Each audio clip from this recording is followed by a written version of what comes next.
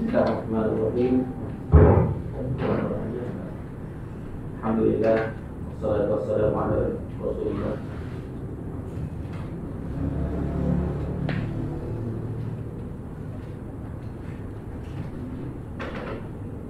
Oke, Assalamualaikum warahmatullahi wabarakatuh. Sementara kita mengaji sahabat-sahabat kita dalam Facebook dengan IG kita meramaikan majlis kita pada hari ini, saya nak memperingatkan sikit lah kepada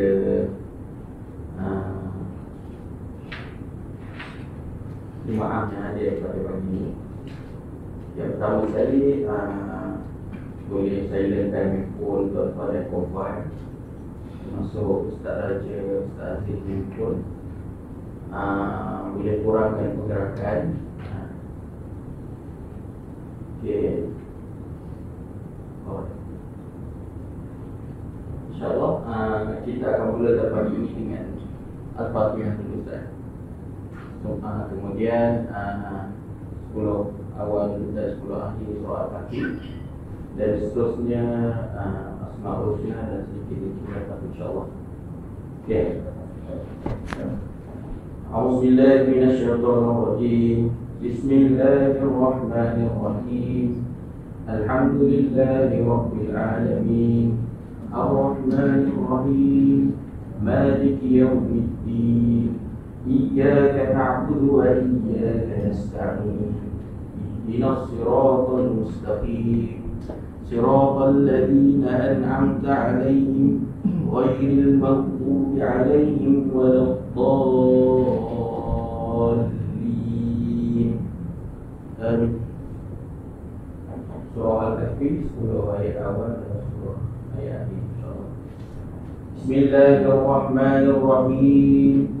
Alhamdulillahilladzi anzala ala 'abdihil kitaba wa lam yaj'al lahu 'iwaja qayyiman liyunzira ba'san shadidan min ladunhu wa yubashshiral mu'minin alladzina ya'maluna as-salihati anna lahum ajran hasana makithina fihi abada wa yunzira alladhina qalu ittakhadha Allahu walada ma lahum bihi min ilmin wala li abaihim kaburat kalimatan takhruju min afwahihim in yaquluna illa kadhiba fala'allaka ba'i'un nafsaka 'ala atharihim in lam yu'minu bihadzal hadithi asafa inna ja'alna ma 'alal ardi zinatan laha linabluwahum ayyuhum ahsanu 'amala wa inna laja'iluna ma 'alayha sa'idan juruda am hasibta anna ashabal kahfi war-raqim kanu min ayatina 'ajaba iz awal fityatu ilal kahfi faqalu rabbana atina min ladunka rahmah wa hayyi lana min amrina rashada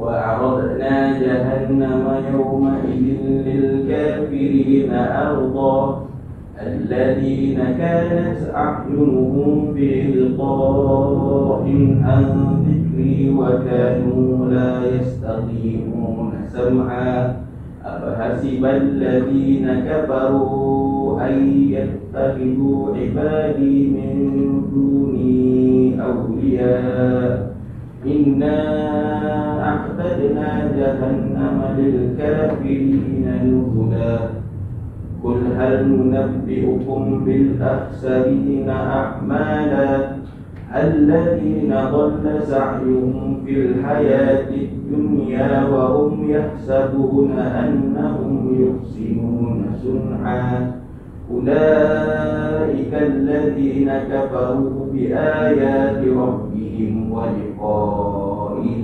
فهبطت أعمالهم فلا نقيم لهم يوم القيامة وزنا ذلك جزاؤهم جهنم بما كفروا واتخذوا آياتي ورسلي هزوا إن الذين آمنوا وعملوا الصالحات كانت لهم جنة الفردوس نزلا خالدين فيها لا يبغون عنها حولا قل لو كان البحر مدادا لكلمات ربي لنفد البحر قبل أن تنفد كلمات ربي ولو جئنا بمثله مددا قل إنما أنا بشر مثلكم يوحى إلي أنما إلهكم إله واحد فمن كان يرجو لقاء ربه فليعمل عملا صالحا ولا يشرك بعبادة ربه أحدا صدق الله العظيم. Seterusnya Asmaul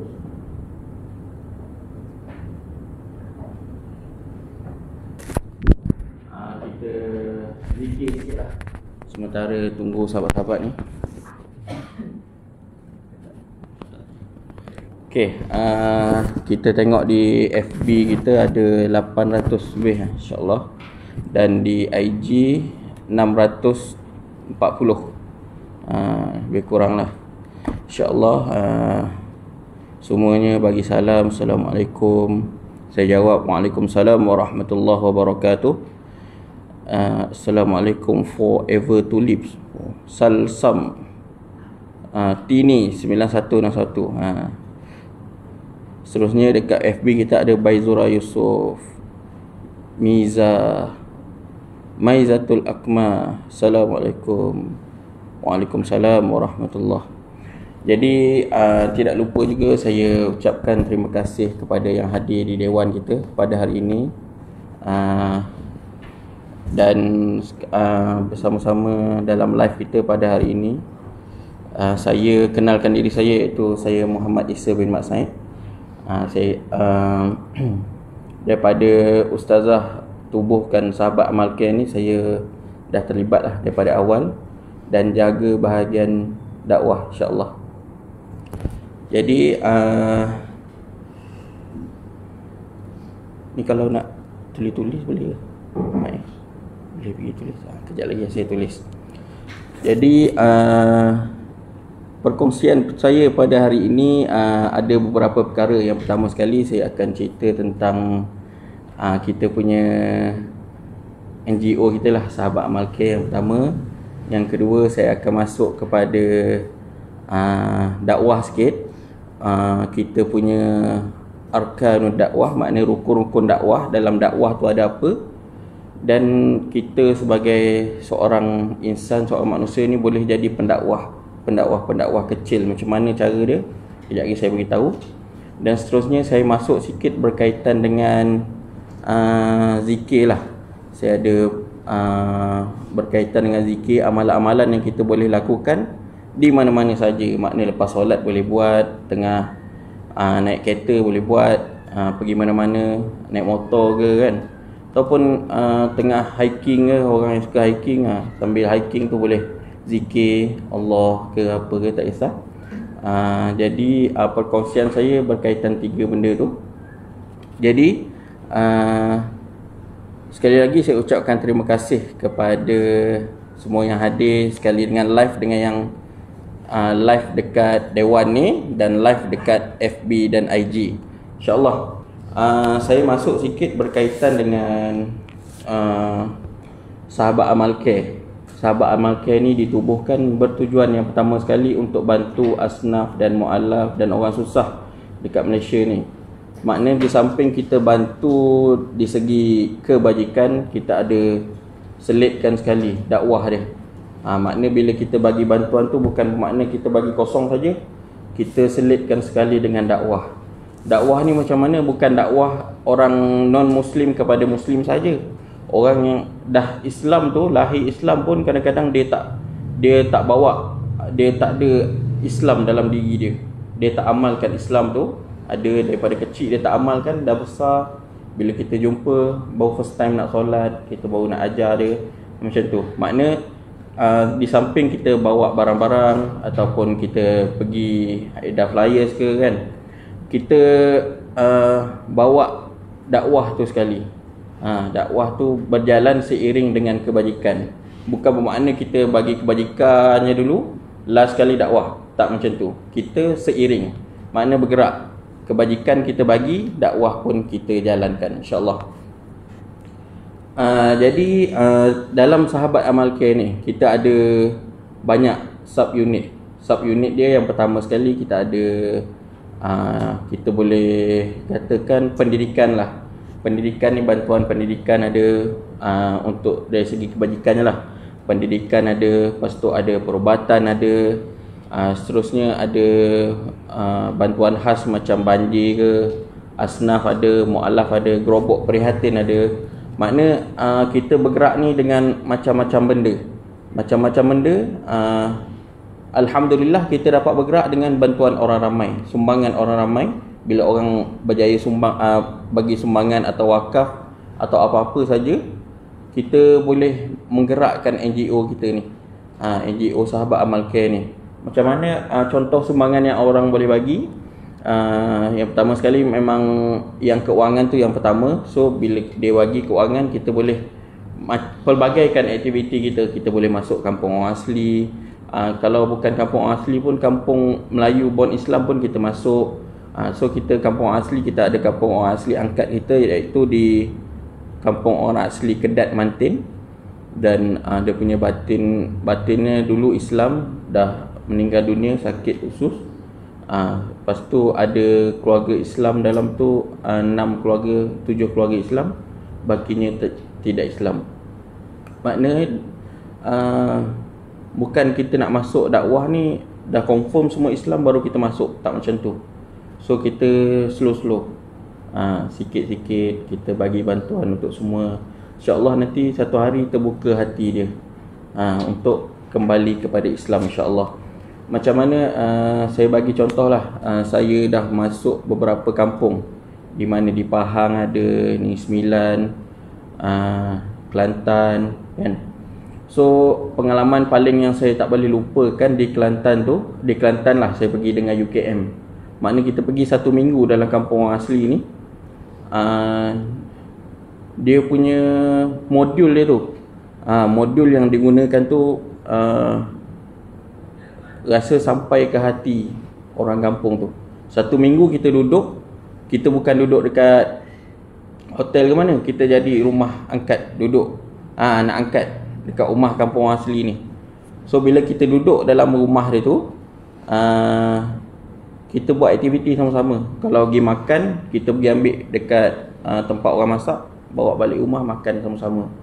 Lepas tu yang kedua, kalau kita nak pergi aktiviti, kita bawa mak ayah angkat kita tu, bawa pergi aktiviti. Tak kisahlah pergi memasak, pertandingan memasak ke, pertandingan busana pakai pakaian Islam ke kan. Maknanya aktiviti tu dia menarik orang tu. Sampai satu ketika bila kita hidup macam keluarga ni, 1 minggu kita balik tu, dia menangis kita nak balik. Ayah angkat saya tu dah tua dah, menangis nak balik bila saya nak balik. Sebab apa? Dia rasa terikatan hati dia tu, terikat dengan kita. Tidur pun tidur sama, dia tidur dalam bilik dia lah, saya tidur ruang tamu. Sebab dalam kampung ni dia sejuk ada pokok pisang atap kan. Tengah hari kalau lari balik tidur, orang lain buat program, saya balik tidur macam tak gurau je. Okey, itu pengalaman lah saya cerita tentang masuk dakwah ni. Bukan maksud dakwah ni terus kita ajar kepada Islam, tidak. Maksudnya masuk dakwah ni kita tunjuk dulu kita punya diri kita sebagai pendakwah ni. Kalau yang lain-lain tak mampu, kita boleh buat benda lain untuk dakwah ni. So saya masukkan dekat sini. Tadi Sahabat Amal Care, saya dah lari tajuk. So ada perkampungan orang asli kita masuk, perkampungan Islam. So aktiviti lagi yang kita buat kalau Ramadan tu full. Ramadan ada kita buat untuk frontliner ada. Kalau di frontliner, lepas tu kita ada pergi hospital, dia pergi kampung Melayu, flat-flat, untuk buat aktiviti kita, insyaAllah. Seterusnya saya masuk sikit lah berkaitan dengan dakwah. Dakwah, saya masuk rukun dakwah. Rukun dakwah ni ada 5. Saya tulis lah. Boleh tulis ya?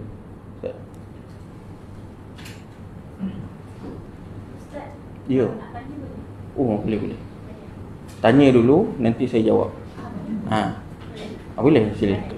Ustaz, bantuan dari segi pendidikan tu yang sahabat amal bagi tu macam mana? Okey. Dia dari segi bantuan.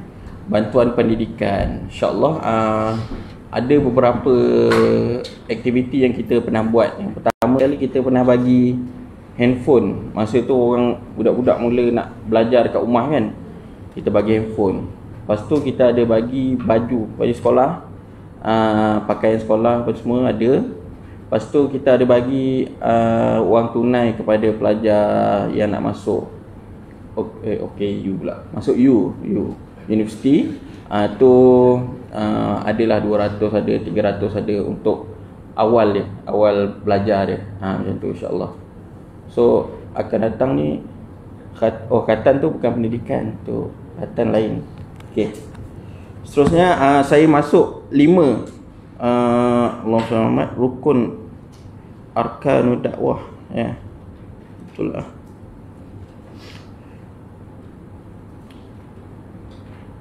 Betul tu.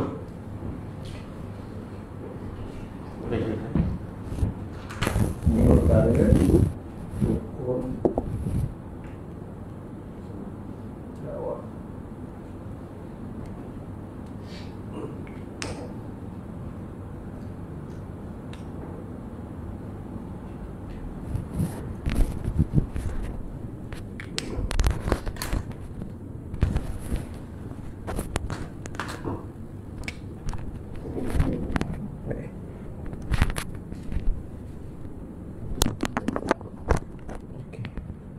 Satu, dua, pendakwah.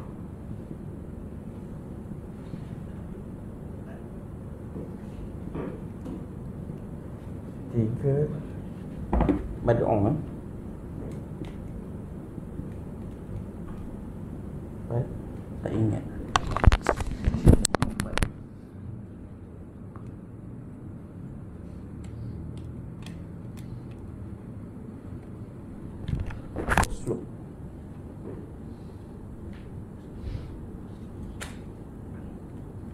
Yang kelima ni medium dakwah dan bahasa Arab lah.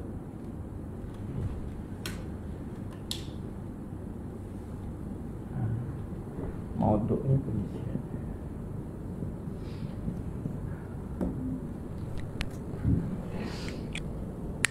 Okey, ada 5 rukun dia, rukun dakwah ni. Yang pertama sekali dia salah satu pendakwah dulu ataupun mauduk dulu, tak kisah. So yang mauduk ni pengisian. Makna kita kena siapkan apa ilmu kita untuk bagi kepada orang ni. Dakwah apa yang kita nak bagi, tak kisahlah tentang rukun iman ke, rukun Islam ke, ataupun apa-apa berkaitan dengan tu, pengisian dia kita kena ada. Yang pertama sekali. Yang kedua sekali, da'i. Kita pendakwah ni. Pendakwah ni, da'i, macam tuan-tuan dan puan-puan semua, pendakwah ni kena ada ciri-ciri dia. Macam mana contohlah ciri-ciri pendakwah tu, apa dia Ustaz Farid? Ciri-ciri pendakwah Islam. Lagi? Berakal lagi.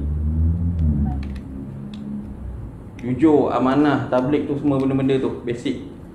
Semua kita kena ada dalam diri pendakwah tu. Maknanya sebelum kita nak tunjuk dekat orang ni, kita kena diri kita dulu. Macam kita masuk kampung asli tu, kita tunjuk akhlak kita dulu yang pertama sekali. Tu adalah pendakwah punya. Yang ketiga adalah mad'u. Mad'u ni orang yang kita dakwah.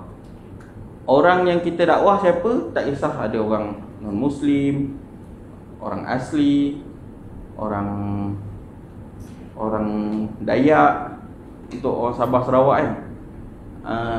Lagi orang Cina, India, orang Islam sendiri pun itu adalah mad'u kita. Orang yang kita dakwahkan.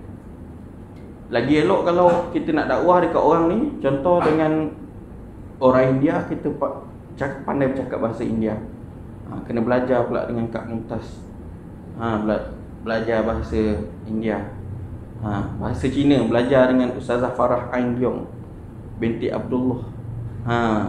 Belajar bahasa Cina.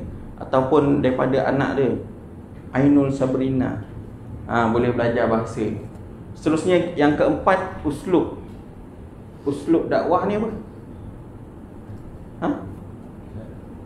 Apa?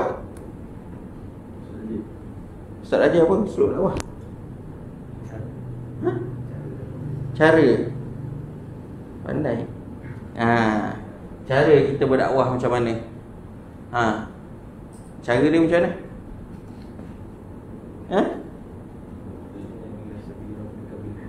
Masya Allah. Dia bagi dalil. Dalil surah apa? Ayat 125 Ud'u ila sabili rabbika bil hikmah wal mau'izatil hasanah wajadilhum billati hi ahsan.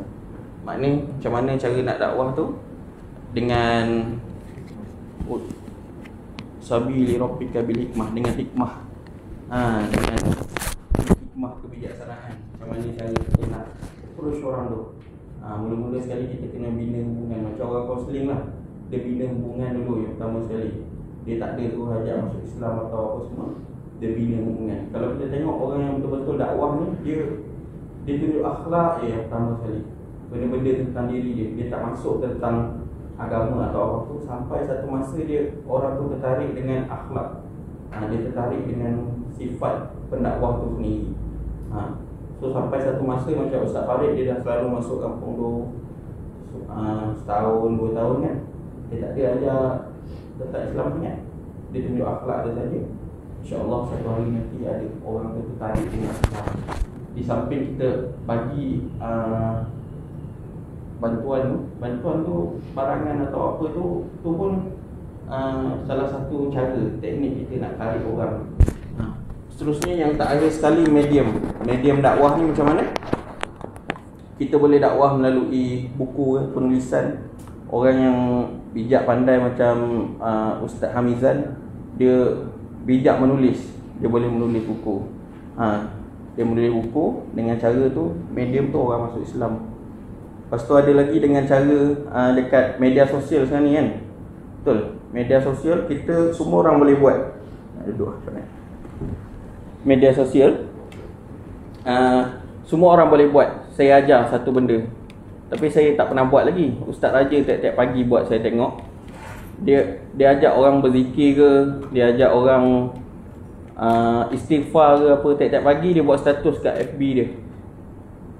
Tiap-tiap pagi saya tengok. Lepas tu dia bagi ayat-ayat, kata-kata yang boleh buat orang berubah atau apa saja pun. Tiap-tiap pagi pukul 7 pagi dia akan post status tu. Ustaz, dia post status tu, berapa orang yang tengok, berapa orang yang ni, hari-hari dia akan dapat pahala. Sama macam orang tu istighfar juga. Bila orang tu istighfar hari-hari, dia kata jom kita istighfar 3 kali. Lepas tu Ustaz Rifa'i pun tengok, dia pun istighfar, pahala mengalir dekat dia.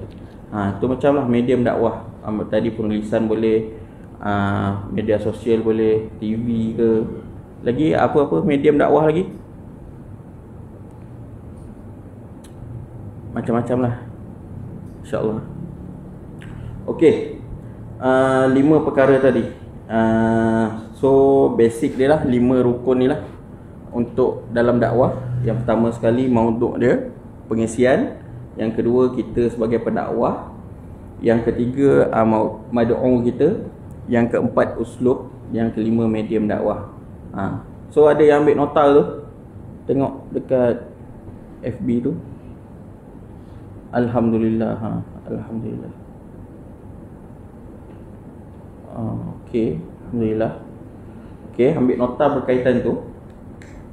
Seterusnya saya nak masuk sikit setelah saya sentuh berkaitan dakwah tadi, maknanya dakwah ni sebahagian daripada bidang saya. So saya cerita sikit lah tentang dakwah ni. Seterusnya tadi saya dah cerita tentang pengalaman saya masuk ke kampung orang asli. Bagaimana cara kita nak menarik minat dia kepada Islam, insya-Allah. Seterusnya saya nak masuk sikit tentang Allahumma salli ala Muhammad, tentang zikir lah. So zikir ni kira masuk part baru lah. Tadi saya cerita tentang dakwah, macam mana kita buat dakwah, basic dia pendakwah ni. So kita sebagai setiap orang Islam, setiap individu kecil ni, kita boleh jadi pendakwah. Pendakwah tu bukan semata-mata kita keluar kena dakwah, tapi kita boleh tunjuk kita punya akhlak boleh. Tak pun dakwah kecil kita kepada sahabat kita boleh, dakwah kecil kita kepada anak-anak kita, suami isteri kita. Macam mana kalau dia lewat nak solat dia, kita tegur dia, kata solat cepat sikit. Tu kira dakwah juga tu. Dakwah kepada anak-anak, suruh solat cepat ke, ataupun buat benda baik, tunjuk kita sedekah dekat anak-anak, ajar anak-anak sedekah dekat masjid. Tu pun dakwah, cara kita mengajak ke arah kebaikan, tu dakwah, insya-Allah. Seterusnya kita masuk kepada zikir sikitlah.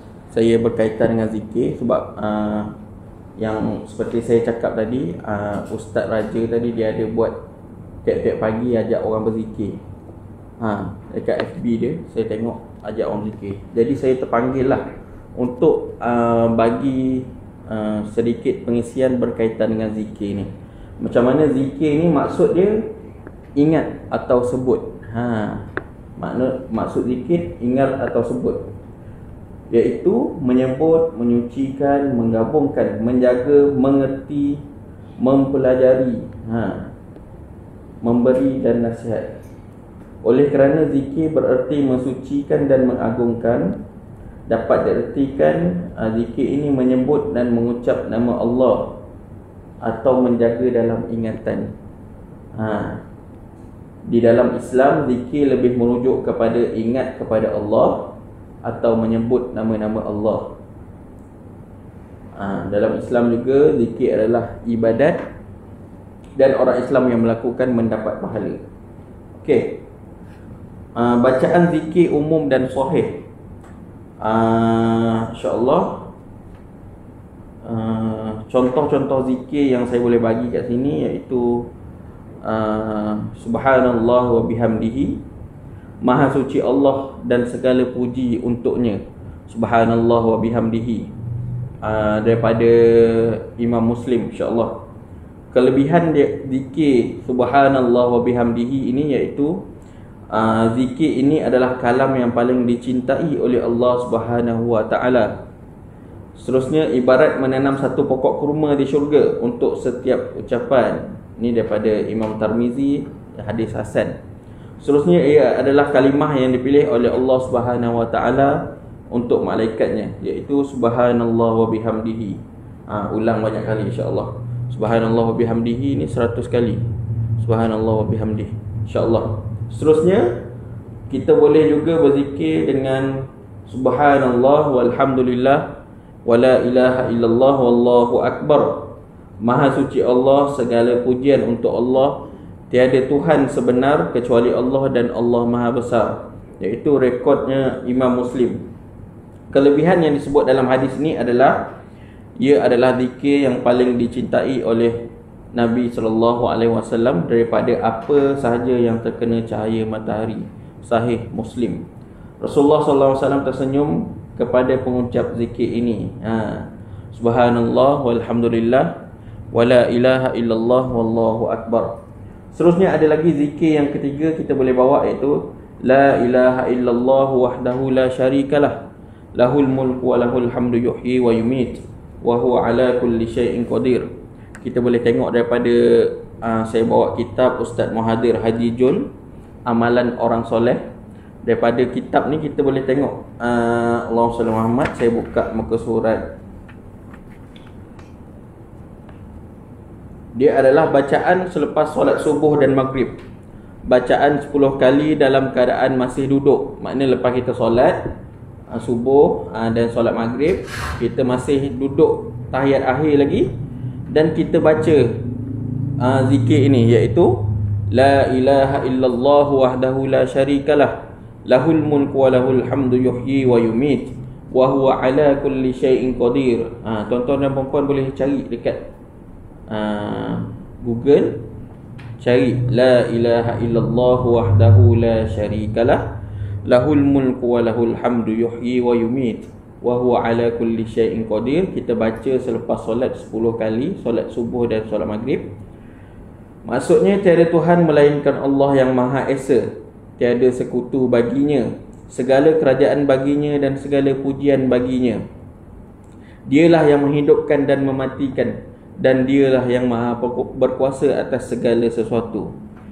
Fadilah hadis ini daripada Abu Zar radhiyallahu anha berkata, sesungguhnya Rasulullah sallallahu alaihi wasallam bersabda, mafhumnya, barang siapa yang membaca 10 kali selepas solat subuh dalam keadaan kakinya masih dalam keadaan tahiyat akhir, sebelum berkata-kata, ditulis baginya sekali bacaan itu 10 kebaikan, dihapuskan daripadanya 10 kejahatan dosa, diangkat baginya 10 darjat kedudukan, dan dia pada hari ini terjaga daripada segala perkara yang dibenci, terbenteng diri daripada syaitan, serta tidak ada suatu dosa yang dapat membinasakannya pada hari itu kecuali syirik menyekutukan Allah. Riwayat Imam Tirmizi dengan sanad hasan. So, ada yang dah hafal ni, La ilaha illallah wahdahu la syarikalah, lahul mulku wa lahul hamdu yuhyi wa yumit, wa huwa ala kulli syai'in qadir. Dah hafal Ustaz? Hafal lah? InsyaAllah boleh amalkan. Tuan-tuan di FB dan IG macam mana? La ilaha illallah wahdahu la syarikalah, lahul mulku wa lahul hamdu yuhyi wa yumit, wa huwa ala kulli syai'in qadir. InsyaAllah boleh sama-sama amalkan lepas solat subuh 10 kali sebelum kita bangkit, dan selepas solat maghrib. Satu lagi dia bacaan yang sama fadilatnya, iaitu hadis daripada Al-Harith bin Muslim daripada ayahnya berkata, Nabi SAW bersabda, mafhumnya, apabila kamu selesai menunaikan solat subuh, maka bacalah sebelum kamu berkata-kata, Allahumma ajirni minan nar. Allahumma ajirni minan nar 7 kali. Sekiranya kamu meninggal pada hari itu, Allah menulis bagimu perlindungan daripada api neraka. Dan apabila kamu selesai menunaikan solat maghrib, maka bacalah sebelum kamu berkata-kata, Allahumma ajirni minan nar 7 kali. Sekiranya kamu meninggal dunia pada malam itu, Allah menulis bagimu perlindungan daripada api neraka. Allahu Akbar. Iaitu riwayat Abu Daud dan An-Nasai. Masya Allah. So dua benda ni bergandingan kan. Biasa lepas solat kita baca kan. La ilaha illallah wahdahu la syarikalah, lahul mulku wa lahul hamdu yuhyi wa yumit, wa huwa ala kulli syai'in qadir 10 kali untuk selepas solat subuh dan maghrib. Seterusnya Allahumma ajirni minan nar ataupun Allahumma ajirna minan nar 7 kali. InsyaAllah. Itu amalan daripada kitab ni. Saya dah diijazahkan oleh Ustaz Muhadir Haji Jun, maksud saya, insyaAllah. Jadi masing-masing boleh amalkan, insyaAllah. Amalan ni diijazahkan kepada anda semua, insyaAllah. Seterusnya berwirid dan berdoa selepas subuh. Saya tambah lagi amalan yang kita boleh amalkan. Zikir tadi, la ilaha illallah wahdahu la syarikalah ni, maksudnya tiada Tuhan melainkan Allah yang Esa, tiada sekutu untuknya kerajaan dan untuknya segala pujian, dan dia berkuasa atas segala sesuatu. Kelebihan yang disebutkan dalam hadis saya dah baca tadi, iaitu untuk dituliskan untuk dirinya 10 kebaikan, dipadam 10 kejahatan, dan menjadi peninding daripada syaitan, diangkat darjat 10 lagi. Lepas tu diampun seluruh dosa kecilnya walaupun sebanyak buih di lautan. Allah SWT akan mengutus tentera bersenjata bagi melindungi dirinya daripada syaitan sehingga waktu pagi keesokan harinya. Selain itu, Allah SWT menulis untuk dirinya 10 kebaikan yang mewajibkan syurga melalui pembacaan zikir ini, iaitu sama-sama kita baca La ilaha illallah wahdahu la syarikalah lahul mulk wa lahul hamdu yuhyi wa yumit wa huwa ala kulli syai'in qadir.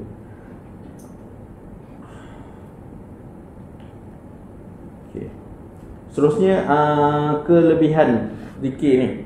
So dalam zikir ni ada banyak kelebihan dia. Allahumma salli Muhammad. Antara kelebihan zikir ni saya bacakan,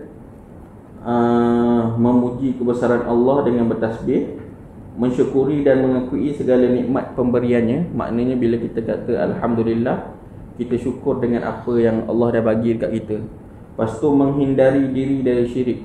Kita boleh istighfar sambil on the way datang sini, datang kerja atau macam mana. Kita boleh berzikir dalam kenderaan. Apa yang kita boleh amalkan macam tadi. Lepas tu subhanallah, alhamdulillah, Allahu Akbar boleh. Lepas tu ada satu kisah, iaitu berkaitan dengan berkat zikir la haula wala quwata illa billahil aliyil azim. Pada suatu hari ada anak salah seorang sahabat Rasulullah sallallahu alaihi wasallam tertawan oleh orang kafir. Saat sedang mengembala binatang lah. Anak itu merupakan Auf bin Malik yang juga memiliki banyak kumpulan riwayat hadis dan termasuk sahabat yang sangat cerdas. Pada suatu hari Auf bin Malik ni, dia Allahumma salli Muhammad, dia pergi mengembala binatang. Lepas tu dia ditangkap. Dia ditangkap oleh musuh lah. Lalu ibu dia, Auf bin Malik dan isterinya sangat khawatir dan cemas dengan keselamatan anaknya. Allahu Akbar. Anak Auf bin Malik ni, silap. Anak Auf bin Malik ni pergi mengembala. So dia kena tangkap, dia tawan oleh musuh lah. Dengan binatang dia 4,000 ekor. Banyak kan. So ayah dia Auf bin Malik dan isterinya sangat khawatir dan cemas. Lalu dia pergi mengadu dekat Rasulullah sallallahu alaihi wasallam, iaitu, wahai Rasulullah, musuh telah menawan anakku. Aku dan ibunya sangat mencemaskan. Apa yang harus aku lakukan? Setelah mendengar cerita Auf bin Malik, Rasulullah sallallahu alaihi wasallam hanya memintanya bersabar, menunggu dan tidak terus-menerus mengeluh. Agar membuat hati Auf bin Malik dan isterinya tenang, Rasulullah menyarankan untuk banyak berzikir kepada Allah. Rasulullah berkata, wahai Auf, perbanyakkanlah membaca zikir la haula wala quwwata illa billahil aliyil azim. Tidak ada daya dan kekuatan kecuali pertolongan dari Allah yang maha tinggi dan maha agung. Tanpa berfikir panjang, Auf dan isterinya melaksanakan carangan daripada Rasulullah SAW tadi. Sungguh di luar dugaan, beberapa waktu kemudian, berkat pertolongan Allah dan zikir yang dibaca oleh Auf dan isterinya, anak mereka boleh meloloskan diri lah, boleh keluar, dilepaskan oleh musuh tadi. Lepas tu dilepaskan, dibawa keluar 4,000 ekor binatang tadi. Demikianlah Allah memberikan jalan keluar kepada hamba-Nya setelah menghadapi kesulitan. Begitu bahagianya Auf dan isterinya melihat anak mereka boleh keluar ke rumah dalam keadaan sihat. Demikianlah cara menghadapi takdir buruk yang menimpa. Rasulullah SAW memberi solusi kepada kita. Macam mana tadi bacaan dia? La haula wala quwwata illa billahil aliyil azim. Tidak ada daya dan kekuatan kecuali pertolongan dari Allah yang maha tinggi dan maha agung. Kita boleh amalkan perkara ni. Kita ada kesusahan atau kesulitan, kita amalkan insya-Allah. La haula wala quwwata illa billahil aliyil azim. Ada satu lagi, iaitu kisah tentang zikir Fatimah. Ni semua dah tahu ni. Zikir Fatimah ni Allah, subhanallah, alhamdulillah, Allahu Akbar. Betul. Fadilat dia macam mana? Kisah dia Rasulullah SAW dan Sayyidatina Fatimah radhiyallahu anha. Dalam hadis yang diriwayatkan oleh Muslim, satu hari puteri Rasulullah SAW Sayyidatina Fatimah radhiyallahu anha mengadu kepada suaminya Sayyidina Ali bin Abi Talib radhiyallahu anha tentang tangannya yang berasa sakit dan keletihan kerana terlalu banyak kerja yang perlu dilakukan. Sayyidina Fatimah kemudian datang menemui ayahnya baginda Rasulullah sallallahu alaihi wasallam untuk meminta seorang pembantu. Tetapi dia tidak berjaya menemui Rasulullah dan hanya bertemu Sayyidatina Aisyah radhiyallahu anha. Kemudian Sayyidatina Fatimah meninggalkan permintaan kepada Sayyidatina Aisyah untuk disampaikan kepada Rasulullah. Apabila Rasulullah SAW tiba di rumah, Sayyidatina Aisyah pun memberitahu baginda tentang permintaan. Lalu selepas tu baginda Nabi SAW dia pergi berjumpa dengan Fatimah ni tadi. Dia pergi ke rumah, dia kata, kemudian baginda berkata, mahukah kamu berdua aku ajarkan sesuatu yang lebih baik daripada apa yang kamu minta tadi? Maknanya tadi dia datang nak minta pembantu rumah. Sebab apa? Dia sakit tangan, buat roti ke, buat kerja-kerja rumah. So Nabi pun datang ke rumah dia. Nabi kata, kita nak tak aku ajarkan sesuatu yang lebih baik daripada apa yang dia minta tadi. Dia minta pembantu rumah tadi, Nabi nak ajarkan, iaitu ketika kalian berbaring hendak tidur, maka bacalah takbir Allahu Akbar, tasbih subhanallah 3 kali, 33, dan tahmid alhamdulillah 33 kali. Tasbih subhanallah 33 kali, alhamdulillah 33 kali, dan takbir Allahu Akbar 34 kali. Sesungguhnya yang demikian itu lebih baik bagi kalian daripada seorang pembantu. Maka kita sebagai orang Islam, kita boleh melazimi zikir ni juga untuk kalau kita penat ataupun di rumah contohnya, kat rumah kan, kalau masuk baju ke, jaga anak, kalau penat boleh amalkan zikir ni, subhanallah, alhamdulillah, Allahu Akbar.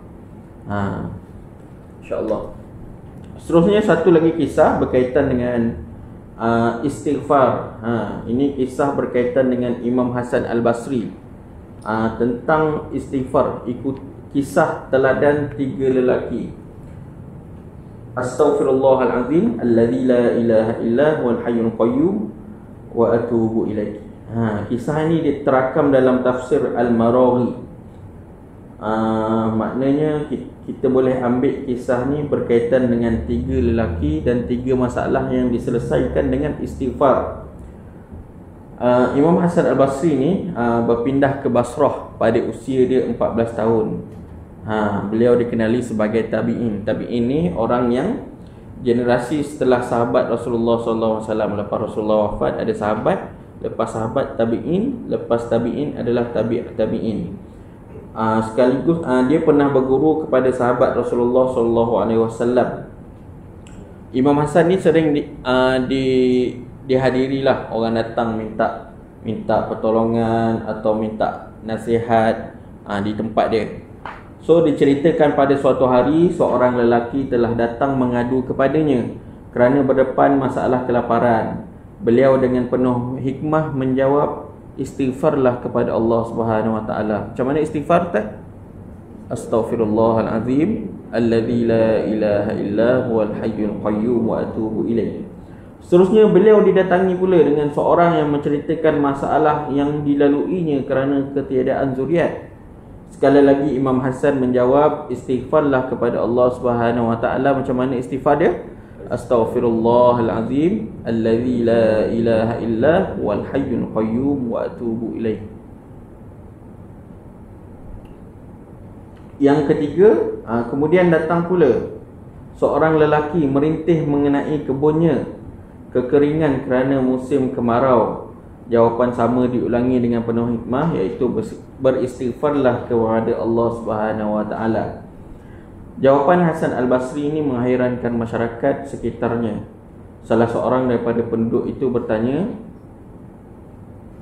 beberapa orang lelaki datang dan mengadu pelbagai masalah, tetapi Tuan hanya menyuruh mereka semua untuk melafazkan istighfar. Hasan Al-Basri menjawab, aku sama sekali tidak mengatakan apa pun dariku. Sesungguhnya Allah berfirman, a'udzubillahi minasyaitonirrajim, Fakultus taghfiru rabbakum innahu kana ghaffara. So Surah Nuh ayat 10, iaitu maka aku berkata kepada mereka, mohonlah keampunan kepada Tuhanmu, sesungguhnya Allah dialah Maha Pengampun. Diriwayatkan daripada Abdullah bin Abbas, Rasulullah SAW bersabda, maksudnya barang siapa melazimkan istighfar, maka Allah akan jadikan jalan keluar dalam setiap kesulitan hidup, dan dijadikan setiap kegundahan menjadi kebahagiaan, dan Allah akan memberinya rezeki dari jalan yang tidak disangka-sangka. Okey, kita ulang balik apa yang saya kongsikan daripada awal tadi tentang zikir-zikir yang kita boleh amalkan.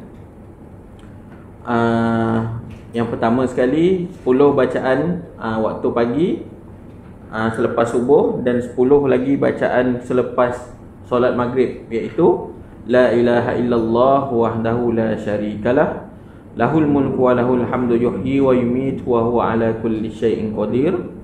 Seterusnya kita boleh sambung dengan Allahumma ajirni minan nar sebanyak 7 kali selepas subuh dan 7 kali selepas maghrib.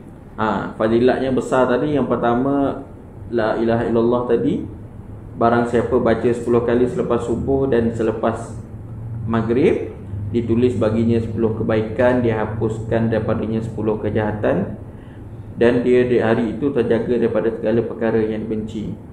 Seterusnya, Allahumma ajirni minan nar, dia dilindungi daripada api neraka. Daripada subuh dia baca sampai maghrib, lepas tu maghrib dia baca sampai ke subuh balik. Seterusnya kita boleh baca zikir yang saya bagi tadi, iaitu subhanallah wa bihamdihi, subhanallah wa bihamdihi, subhanallah wa bihamdihi 100 kali insya-Allah. Iaitu ibarat menanam satu pokok kurma di syurga untuk setiap ucapan subhanallah wa bihamdihi. Lepas tu subhanallah walhamdulillah wa la ilaha illallah wallahu akbar. Rasulullah SAW tersenyum kepada pengucap zikir ini. Ada 4. Lagi saya tambah satu lagi yang terakhir sekali sebelum saya tutup, iaitu zikir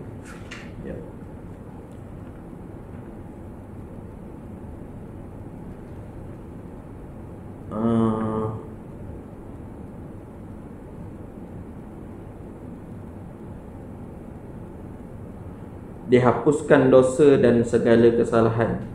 Sayyidul Istighfar.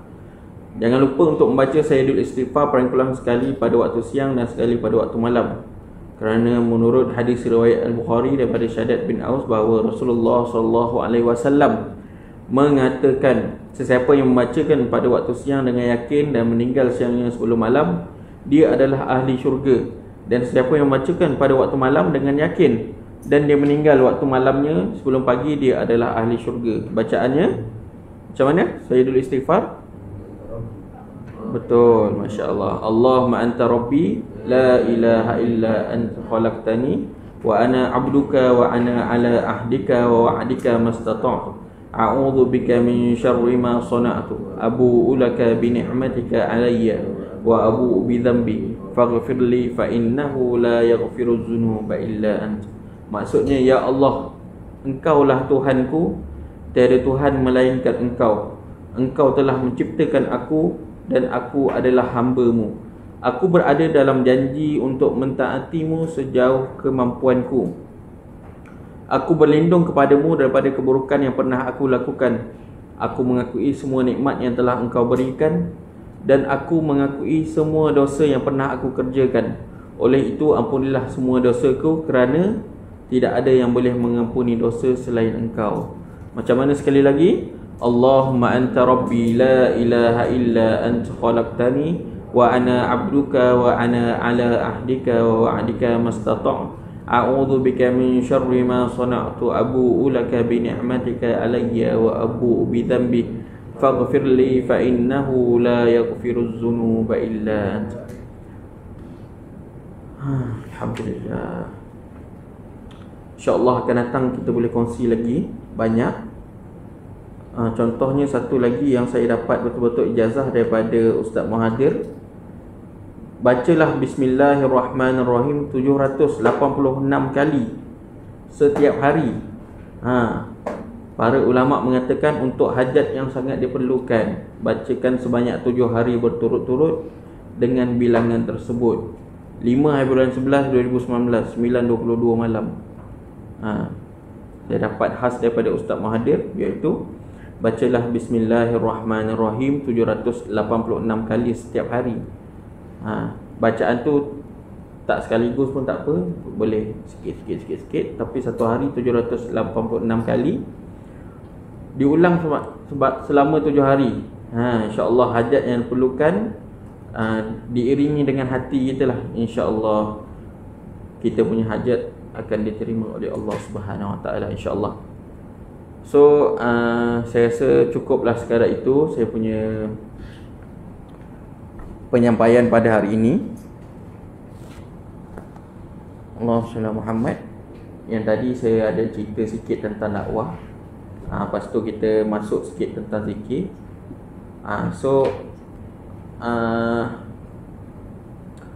Saya minta maaf lah sebab saya punya penyampaian ni agak slow sikit dan boring, sebab saya first time ni, pengalaman pertama. Ustazah ajar kita berani bercakap depan orang ramai, first time. InsyaAllah akan datang kalau Ustaz Farid, insyaAllah dia lagi hebat lah, insyaAllah dia ada pengalaman luas tentang dakwah. Jadi sebelum penutupnya kita akan membacakan doa, insyaAllah. Al-Fatihah. Bismillahirrahmanirrahim. Alhamdulillahirabbil alamin. Ar-Rahmanir-Rahim. Maliki yaumiddin. Iyyaka na'budu wa iyyaka nasta'in. Ihdinas siratal mustaqim, siratal ladzina an'amta 'alaihim ghairil maghdubi 'alaihim waladdallin. Amin. A'udzubillahi minasyaitonir rajim. Bismillahirrahmanirrahim. Alhamdulillahirabbil alamin, wassalatu wassalamu ala sayyidina Muhammad wa ala alihi wa sahbihi ajma'in. Ya Allah, ya Rahman, ya Rahim, ampunilah dosa kami ya Allah, semua di dalam majlis ilmu ini ya Allah. Berkatilah segala apa yang kami pelajari pada hari ini ya Allah. Mudahkanlah segala urusan kami, murahkanlah rezeki kami ya Allah. Ya Allah yang wadud, yang maha pencinta, himpunlah kami semua di dalam syurga Firdaus-Mu ya Allah, seperti mana Engkau himpunkan kami di dalam majlis pada pagi ini, sama ada yang berada di depan mata atau berada di maya ya Allah. Ya Allah ya Ghafur, yang maha pengampun, ampunilah dosa kami ya Allah, dosa kedua ibu bapa kami, dosa pasangan kami, dosa anak-anak kami, dosa guru-guru kami, dan dosa sahabat-sahabat kami. Kurniakanlah kami cahaya hidayah-Mu, agar kami dapat menjadi hamba yang sentiasa mengingati-Mu, mensyukuri nikmat-Mu, dan beribadah dengan ikhlas kepada-Mu ya Allah. Ya Allah ya Razzaq, yang maha pemberi rezeki, rezekikanlah kami untuk menjadi hamba-Mu yang soleh dan solehah ya Allah. Jadikanlah ilmu yang kami pelajari pada hari ini sebagai alat untuk kami melakukan ketaatan kepada-Mu ya Allah. Ya Allah, kami mohon kepada-Mu ya Allah pada pagi ini dengan tangan yang banyak melakukan dosa ya Allah, hati yang sentiasa berbolak-balik, dan iman yang sentiasa naik turun ya Allah. Namun hanya kepada-Mu kami sembah dan meminta pertolongan. Rabbana atina fid dunya hasanah wa fil akhirati hasanah wa qina azabannar. Sallallahu ala sayyidina Muhammad. Subhana rabbika rabbil izzati amma yasifun. Wassalamu ala mursalin walhamdulillahi rabbil alamin. Wallahu minkum. Assalamualaikum warahmatullahi wabarakatuh.